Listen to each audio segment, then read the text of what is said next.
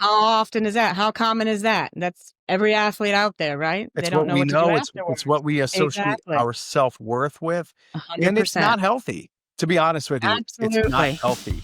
So, On and off the court. We yes. wanna get you to that healthiness, on and off the court as an adult.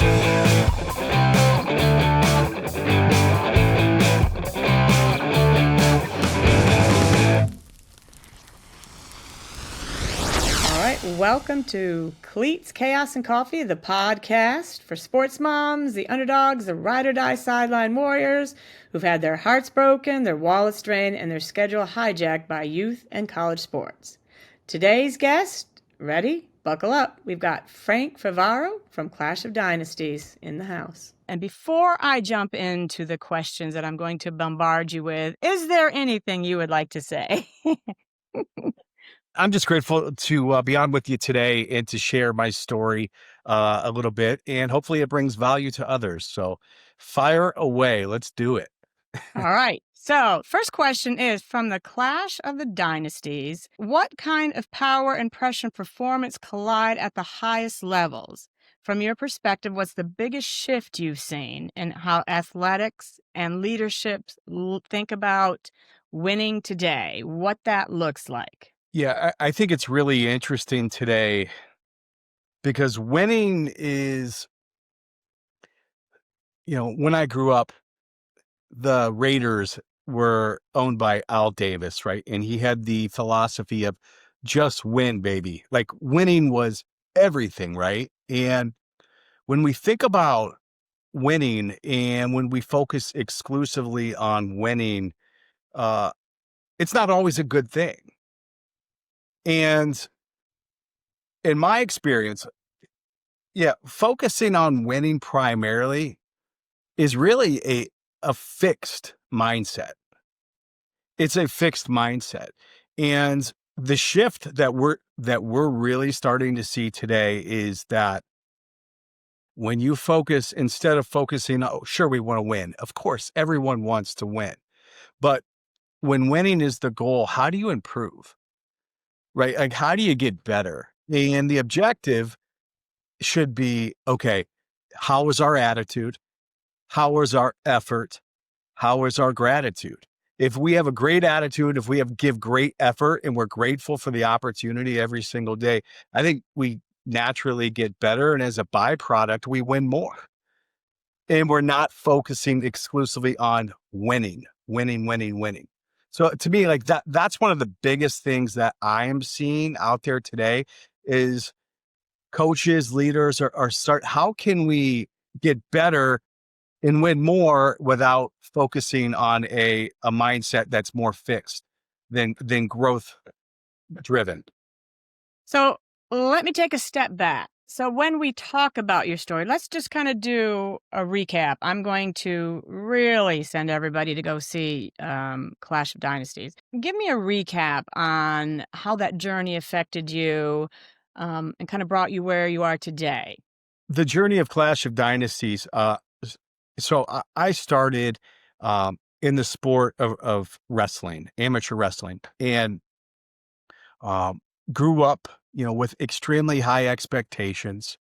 Uh, it was for me, it was unique because I came from a family where the expectation was to win. Like my grandfather was a very high level professional athlete. He had those same expectations for my father, who then had those same expectations for me. And, you know, there was more love in the household when we won, right? Uh, I was able to influence, how my parents got along based off of winning and losing, right?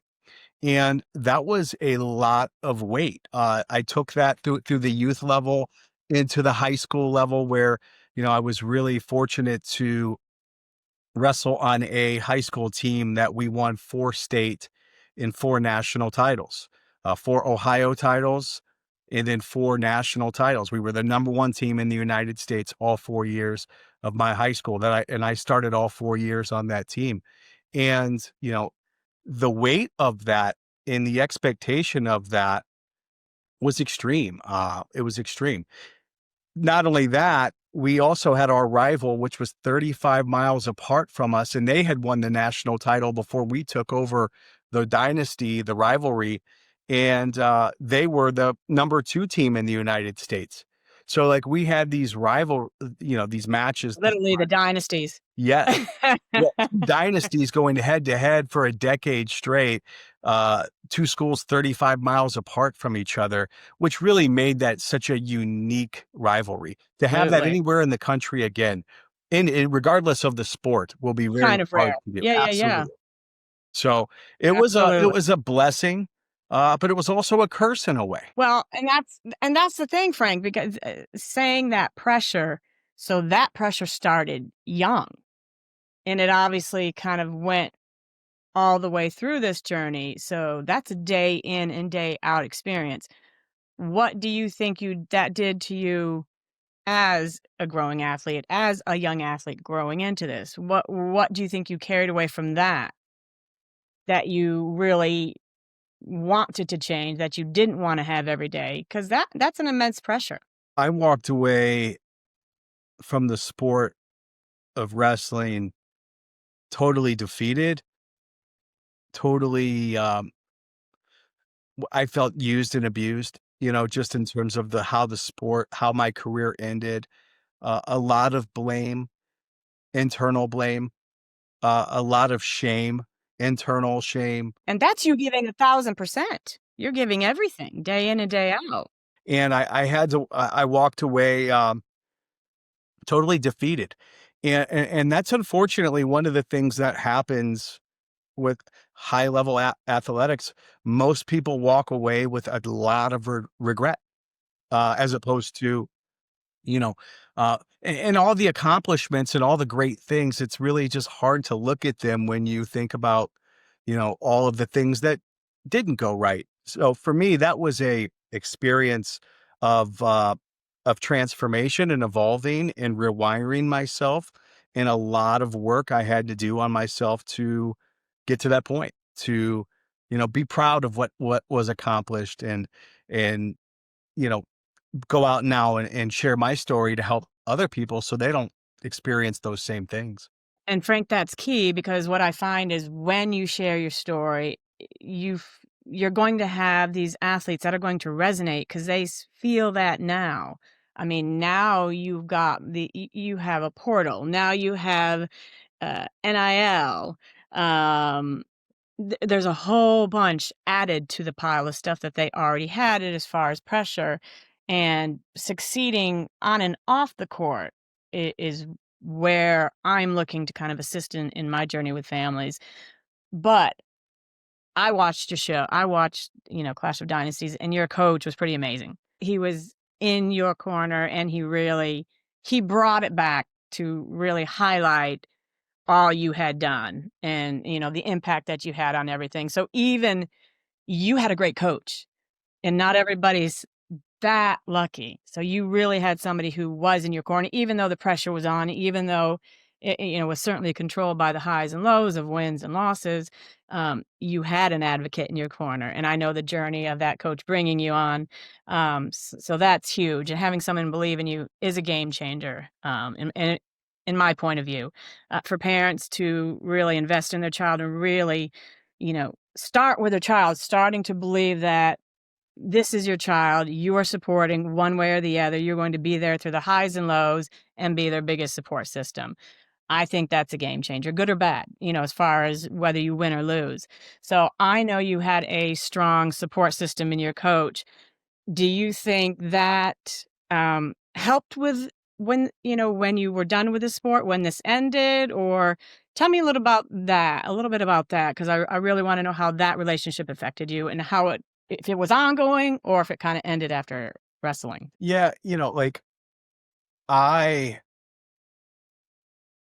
was in a really tough place after my career ended. And my coach, Billy, he loved me and he was always there, right? If ever I wanted to, talk. And, he, the success for that program, continued on. And the documentary didn't really highlight, yes, they weren't beating St. Ed's any longer, who was the rival, but they were still, and then when they dropped to the lower division, they were still winning at a really high level. And he had, state championship teams, multiple teams after I graduated. But like, I had distanced myself from him and the entire sport. I went away to college to wrestle, and the only reason I went to college is because everyone else went to college. Which happens, yeah. That's what happens. The only thing I knew how to do in my life was to wrestle and to compete in the sport. So, like, the only reason I went to school was to keep wrestling. In the moment, How often is that? How common is that? That's every athlete out there, right? They it's don't what know we what to do know, it's afterwards. what we associate Exactly. our self-worth with, and it's 100%. not healthy. To be honest with you, it's not Absolutely. healthy. It's So, on and off the court. We yes. wanna get you to that healthiness, on and off the court as an adult. So, he was there. Um, I needed to distance myself, refine myself, figure out who I really was outside of the sport, and figure out who I was going to be and what my life was going to be. And that took some time, it took some time. So, but he was always there. And it was about 5 years after I graduated, him and I reconnected and shared a moment, and and it was wonderful. And through the making of Clash of Dynasties, it was so hard because he wasn't part of it. He has really, really bad dementia, and he was not able to be a part of the movie and the filming and the whole process. But Clash of Dynasties doesn't get made without Bill Barger. I love that story. It's I often, you find so many. I do think it's challenging to be a coach. I do think a coach is there to win. I do think there needs to be a balance. I don't necessarily think that, athletes should be run through. You picked up, you're loved for the moment because you're winning, and then it's passed on to the next. So that relationship with the coach is one I kind of wanted to talk about because it looked very special. So now, with that question, with more exposure, more money, more eyes, do you think that we're evolving, or do you think we're just making that pressure cooker even tighter? Yeah, I think that it's a good question. And money is here we are now where it seems like money is prioritizing winning even more so. And that pressure cooker is, you know, if you come in and you don't meet the expectation, and it's easy to just, because there's money, to just, and you either, perform or you're out. And it's really, I think, hurting the development process, because athletes, we all come into our own at different stages, and there's a development aspect to it. We see it in professional football today. A lot of these first round draft picks were early on top 5, top 10 picks, and they don't have success early. And what happens is the team who drafted them, they're out, and they bounce around 2, 3, 4 teams. And then they finally catch on, hit their stride, and now they become who they were supposed to be. But there's development there that has to happen. And, we all have to be developed to an extent. And whether it's a coach, a leader of a company, we have to develop our people. If we just expect them to come to us fully developed, I don't think we're doing our job. You're 100% right. We're not doing our job at all. Absolutely. And speaking of that, you now bring your story to leaders across the United States as far as speaking. I know you were just recently speaking. Were you in Michigan? I think you were in Michigan. Were you I there? was in Washington, DC. Washington. Okay. Yeah, So how did that go? it was excellent.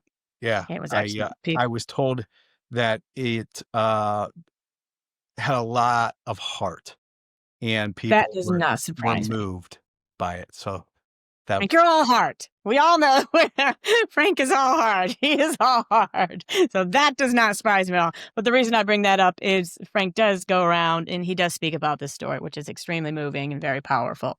So you definitely want to reach out to him for that. But I am going to hop on. Thank you so much. And we are going to hop on to the next question. I know I kind of spiraled. I just really want to get your story out there, really, have people get a feel for what you went through, what your support system looked like, and how you see the sport today. So the second question is going to be, now, from your lens, what's the difference between a healthy drive and pressure? It's a little tough, a little destructive pressure. Well, I mean, what do you feel is the fine line between that? I believe ambition is a great thing. But when we are consumed by it, meaning it's number one priority, and everything falls down, it becomes, in my experience, unhealthy. It becomes unhealthy. So priorities. We talk a lot about priorities in my house, right? Because I have children that are athletes, and yeah, imagine that. So, so we have priorities, right? And sports is not up here. It's here, right? Number one, our grades. Number two, our relationships, our spirituality. Like these things have to be at the forefront, right? We have to prioritize these things. And I love ambition. I love people with goals. Don't get me wrong. But when you are being consumed by that, I had a coach, I wish I would have heard this while my career was still going on. It was use the sport. Don't let the sport use you. And that is so powerful because we can be used up by the sport pretty easily because it is all consuming. And to be the best at something, you have to go all in. Let's be honest. But I also think that the other part of this is you have to still enjoy what you do. There's a there's a really fine line of going all in and not enjoying it anymore because at the end of the day, we're still playing a game, right? So are we having fun? So I think that's a really important question to ask. Are you still enjoying it? Are you having fun? And if not, then you got to figure out a way to get back to having fun again. Absolutely. It was funny because my boys just graduated college. And it was probably, they'd been in the sport. We've talked about this since, he was 7, 8 years old. This had been his life journey. They all think they're going to be LeBron James. They all think they're going to be the next superstar, of course. But it took him until I would say his junior year in college to realize, hold up, I'm I'm actually not probably gonna go play professional basketball. So, if I am here at this college to play ball, this is my job, I am also going to invest in my education. I'm going to put that time in my education. A shift came, and it was a tough shift because as parents, we supported 1,000%. But there was also a sense of reality. There was also a sense of making sure we guided him in a direction where he felt supported and came across some of these lessons, not alone, but on his own. Like he came to the realization. It didn't take me saying, hey, guess what? We're not going to probably go play for the, Celtics anytime soon. It was kind of his journey of seeing, you know, people he'd worked with. He's had plenty of players that he's been recruited to a boarding school, then a high level boarding school. Then he was recruited, to college to play basketball. So he has seen friends go off and play for big teams. He's seen them play for, out of the country. And his drive for that, he decided to turn around and use the sport. I'm here for an education. It did take some time though, because I think you put so much time and energy into it. You put your whole life into it. I mean, I know with my sons from 7 to, 23, it was their whole life. So for them to kind of come around and figure out on their own, there's a bigger picture before the sport was over. for me was a blessing, because I do think when the sport is over, it's tough. Athletes are left with, well, what do I do now? I mean, I understand I can go for, I have this degree in whatever it may be. However, I don't know what to do, because I've been doing this sport day in and day out for the last 15 years. So I will say, one of my sons, he came around and he figured it out on his own. Um, and I'm sure that was a tough journey, but to finally get him to understand, or finally see that he actually did that himself, and then really kind of focused on, all right, this is my journey, this is my path, this is what brought me here. I'm going to be heading to the next level. I know my job, my sport is going to take me there. I will give 100%, but it is not going to control my outcome. So that was, it was good to see that he had come to that on his own. I don't think it's easy, though, for everybody to kind of get to that place. So, as far as guidance, what would you suggest? Let's just say that your son, your daughter was playing a sport and they played it through college. It was done. What would you tell them? How would you get them to how would you get them to that next level of, focusing on college, focusing on your education, focusing on your career when they've been doing it? What do you wish somebody would have told you? Take the lessons that you've learned that have made you successful and apply them to your life. Figure out what your purpose is. How do you figure out what purpose is? Well, Billy always told me, my coach, Billy Barger, always said that passion is your gateway to purpose. You will find purpose based off of your passions. What do you enjoy in life, right? What drives you? What are you good at? What does the world need that you could provide, right? These are all things that can lead you in the right direction. And use the skill set, the hard work, the perseverance, the teamwork, the positivity that you have to have, mindset. Use these skills that are transferable, right? That we took from the field, from the court, from the mat, whatever it looks like, and use them to make you successful in life, because they are one and the same. So, my next question. How did you get there? How did you get to where you are now, Frank? Let's hear that. You Uh, knew it was coming. when I look back, and this is what my talk is about. It's about purpose, perseverance, and positivity. I call it the 3 Ps. And when we activate these 3 Ps, and we do it simultaneously, we have to have right. We have to have perseverance. With a right mindset, positivity, and then and then purpose, because purpose and positivity will go to the graveyard without perseverance. We have to have all three working together.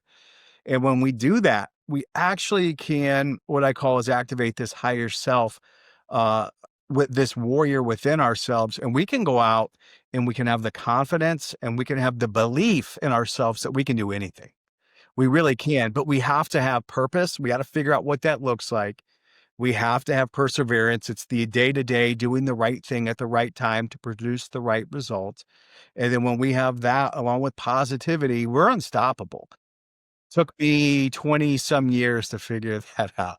When you say 20 some years, does that mean, okay, I've gone through my journey, I've kind of worked on myself, and I know what I want to do, I know what my passion is? Or were you experimenting to find your passion? Like, how did you find your passion?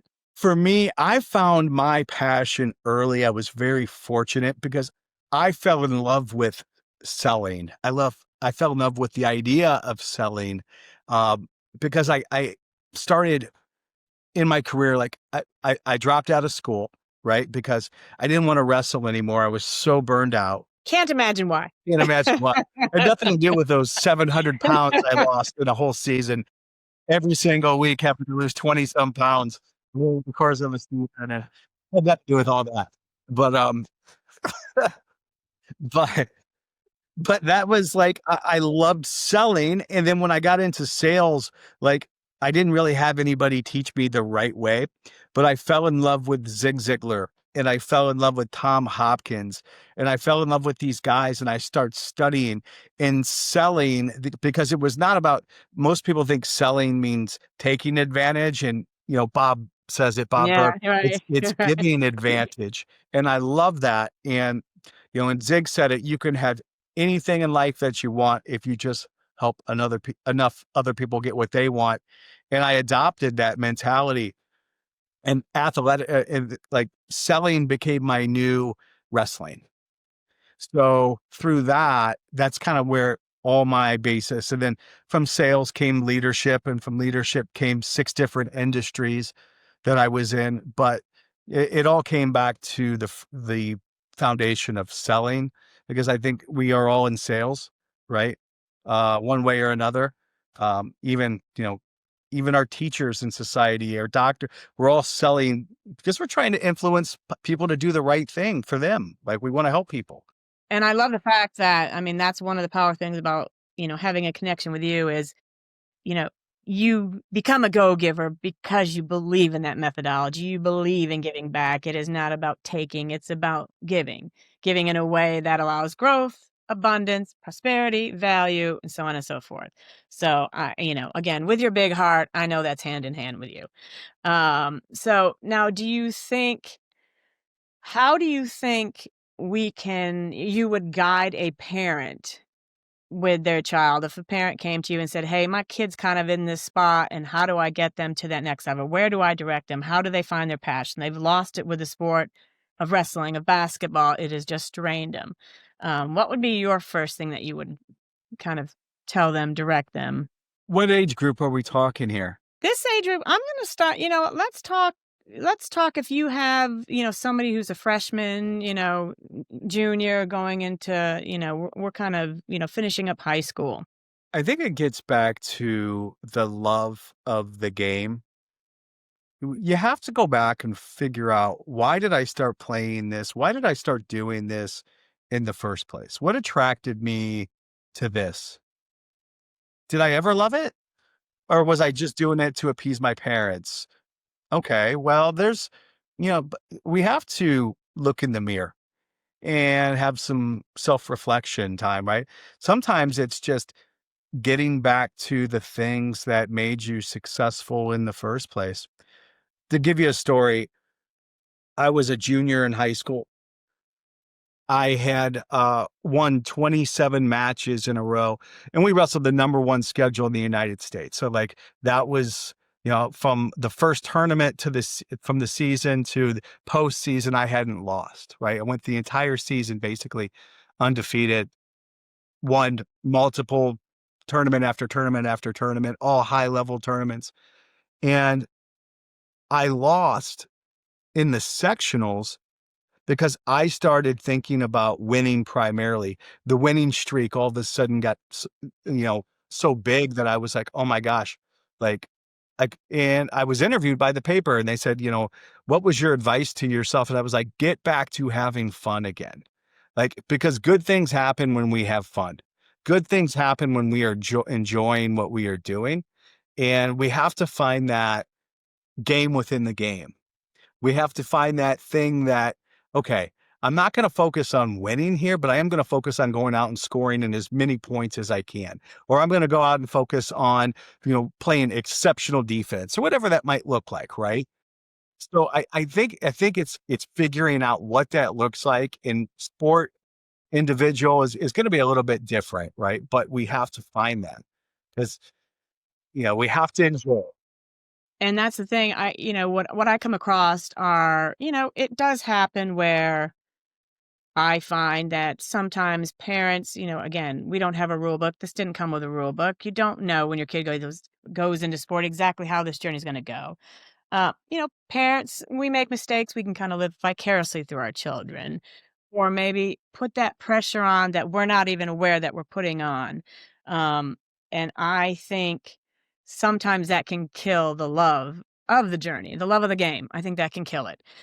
So I often run into that. And that is often when I find that an athlete is losing that love and, just wants to be done. Not so much necessarily because of the sport, it might be because of the simple pressure. Um, so given the amount of pressure you've gone in and given your insight and given your journey, it is clear that any athlete with the support, with the guidance, with the help, with the understanding that, you want your child to be successful on and off the court. I think that that is a lesson for parents without judgment. Again, it doesn't come with a rule book. This does not come with a rule book. Parents don't come with a rule book. We're not sure exactly, you know, how to guide our athlete, but I do find releasing that pressure, being supportive, making sure that you're supporting your child with their love, not with your love, can change how an athlete plays, wants to stay in, or simply finds a different love. So I do find that quite a bit on my end. Um, I do think when they get to the college level, the pressure is at a whole different level, and that we there are different battles that we face with that. But I still think it comes down to the same thing. If you're playing for pressure, I think at somewhere at the very end, uh, it it's going to implode. It's going to damage. It's going to hurt one party or the other. So having that support, having that connection, having that parent that is there saying, love the sport, have a great time, enjoy it, get what you can out of the sport for your involvement, for your energy, for your love, for your next journey, whether that is going to the collegiate level or not, is important, at least kind of with the parents that that I work with. So I think it's really the amount of pressure you were under, um, I think highlights and where you are today, that can completely change everything that you've gone through, all the pressure you've gone through. And at that high level, taking time away, even from school, you were able to find your true passion, your true love, and you were supported now with that journey. And I'm sure, how is it with your children? With your children, how is that journey with sports? It's really been a interesting journey because to your point, we don't have a manual but we do have our wiring, and our wiring is how our parents were, which cannot be that can be scary because Dad. I mean, I'm gonna be honest with you, like, my dad and, I love my dad, and we have a great relationship today, okay? But I'll never forget losing and, my dad and I lost by a point, my senior year and didn't fulfill my goal, and, he I came off the mat and went up into the stands, and he was like and just starts yelling at me, "You got edged out." And I'm like, No, "Obviously, I know that." you And need to be like, reminded. I don't need a reminder there. And like, so I always told myself I'm not going to and he was wired from how his dad was like, and that's the thing, like it all goes back. And until you understand, like, I'm not going to be like that. And then you actually get in those shoes, it's really, really hard. So give you a quick story.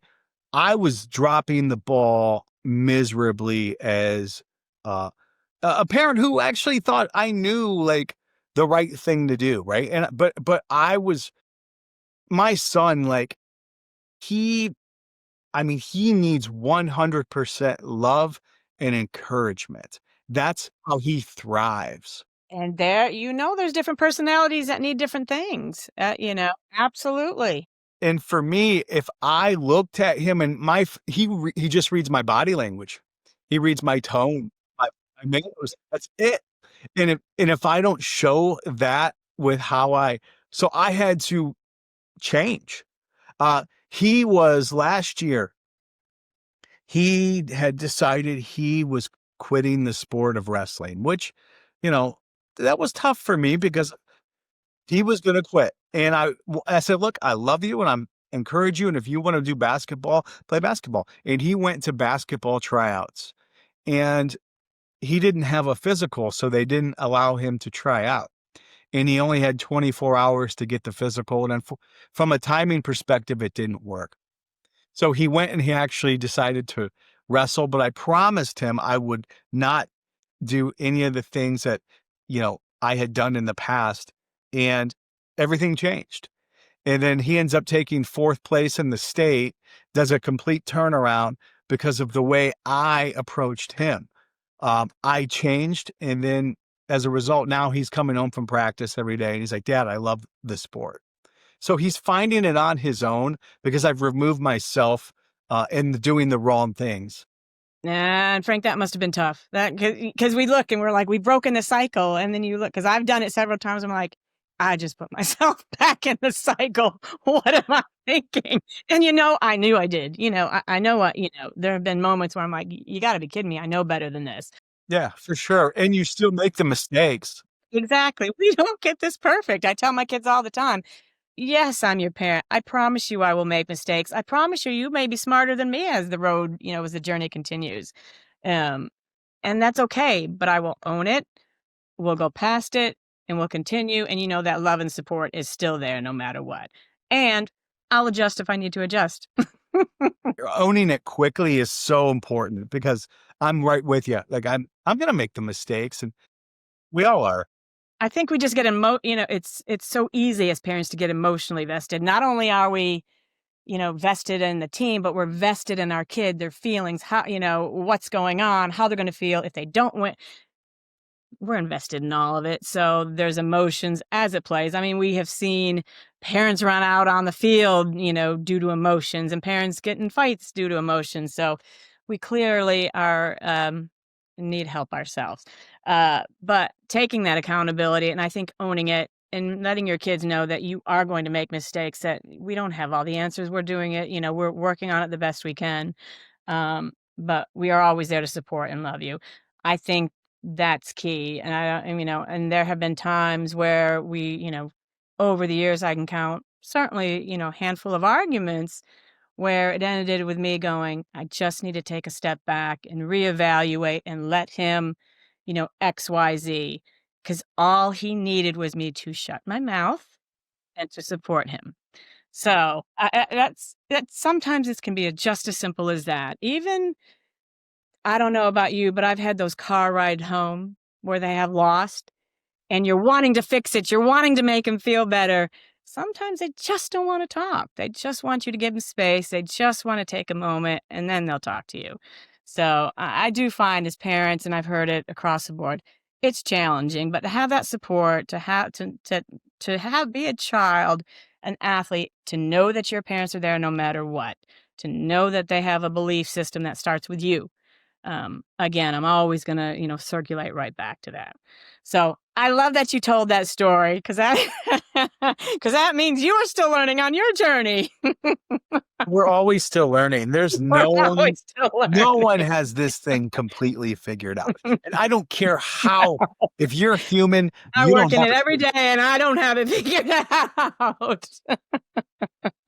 But being honest and being real, I think that makes you it provides steps that allow you to become a better parent. B, you learn how to be a leader. So that's on and off the field. And again, teaching them lessons that they will carry through life on and off the field are really what we want to supply to them, along with that love and support.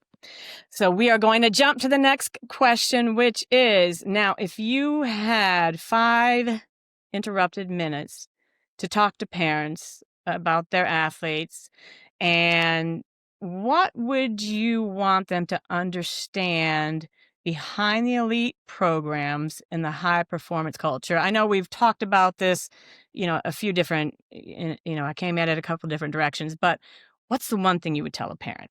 Go to the place that you feel in your heart is going to provide the best experience for you. You have to go to the place that you feel that you're going to be developed. Where can I, because money, especially for parents who don't have it, they emphasize it. So all of a sudden, in the age of NIL, here we are. And, this school's offering this amount of money, and this school, which all things being equal, you probably like this school a little bit better, but this school's offering more money, and you go to the school with more money, and then you're in a transfer portal 2 years later, and you're not, because you didn't go to the right place.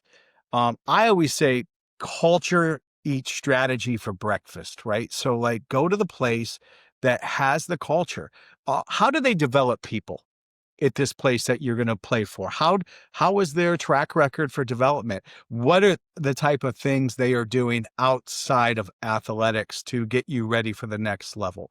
Are they doing courses and classes on the all important people skills, soft skills, which are lacking, in today? How are they helping introduce you to the business community? How are they, because not what percentage of people are going pro? Let's be honest, right? I do think there's a spot for everybody, but your spot could be, I mean, we've got pro all the way down to club leagues. It may just not be where you want it to be. It doesn't mean it's good or bad at all. You want to go where they care more about the person and not just being an athlete. And if you ask the right questions, you'll get the right results. So I think it's doing a little bit more due diligence. If I had 5 minutes, I would, hey, be careful what you choose, because we see it, especially in the wrestling world. I remember when my sons were getting recruited, it was go to where they want you, go to where they want you, go to where they want. No, I mean, it was making sure that, you were at that place where you were desired, but not just for your sport, where there was a connection, where it was a culture that they would want to be a part of. So 100%, that's perfect. Love it, love it, love it. And now when you are speaking, I'm just going to ask, you're speaking on leadership to, high level executives.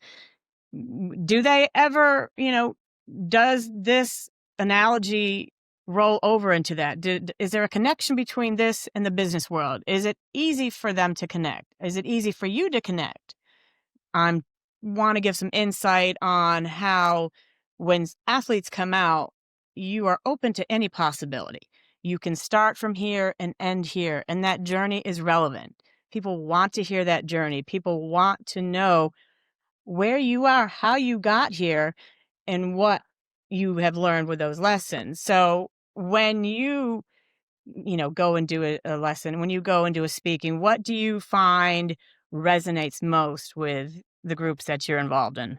Take business, and I frame business is a game. So business is a game that we are playing every single day, right? Are we playing to win the game of business? Well, what's that look like? What does winning in business mean? And typically it comes back to it's the relationships, the culture, right? And then it's also who executes at the highest level, who does the right things at the right time to produce the right results. I take that business and break it down that way. So it's really easy for a CEO to say, wow, like, yeah, all these things from, athletics really do transfer. And as a result, like leaders today, they want athletes. Like they love athletes to come into their business because they've worked hard. They probably have overcome some adversity. They understand teamwork, right? They typically listen a little bit better because they've had to. Uh, they work well with others. We can go on and on. So athletes are highly desirable. And again, it's just another game. We're going from this game to this game. Absolutely, 100%. Well, I think your story is amazing. I think you're fabulous, and I think your message is amazing. It really is. And seeing that movie Clash of Dynasties, it's something that you need to take the time to watch, especially if you're a parent of an athlete. Take the time to watch it. See the journey, see how it affects, see how it can affect your child, and see the progress of, how you can change and be exactly where Frank is, because that was self-work. That was things that he has done for himself to get him where he is. So, but you had a strong basis of that sport. So there is the lessons you've learned from that sport that helped you get where you are today. So I'm excited and thrilled for people to see that. Can't wait. And we're going to make sure that that information is provided below. Frank, is there anything else you would like to tell us about your wonderful self, your family, your business, anything else you'd like to tell? Say this because I didn't talk about it yet, but when you go and watch Clash of Dynasties, and it's right now on Amazon Prime, it's on Apple TV, it's on Google TV, it's on YouTube as well. So you can watch it multiple ways. But when you see it and you see me in the story as a cast member, everything that happens to me is failure after failure after failure after failure, right? And for me, it's a story of failure and failing forward. It's taking these lessons that I failed on, and they didn't define me because I learned from them, right? We can use failure as fuel if it's a learning experience. Failure is the greatest thing, and I say this in my talk. I say it's the absolute greatest thing that ever happened for me. It was the worst thing then, but the best thing now because of the lessons learned. So that will be one of the things I will say to end with is like, hey, we all fail. It's a key to success. I find it a key to success. I find if you haven't experienced it, it's really kind of hard to get to the next level. It really is. So failing is not a bad thing. It's a great thing if we can use it, grow from it, become better for it. Absolutely. Well, thank you so much, Frank. I really appreciate you taking the time for the newbie podcast over here. So I appreciate it. And again, I want to make sure information is out there that everybody can access. You do have, I'm assuming, I know you have a LinkedIn account. I'm assuming you have an Instagram, Facebook. Yes. Okay, great. So we'll All make of sure the that above. all the above. And then again, Amazon, I know Amazon has Clash of Dynasties. So again, thanks, Frank. And I look forward to talking to you again and soon. Debbie, thank you for having me. Great conversation.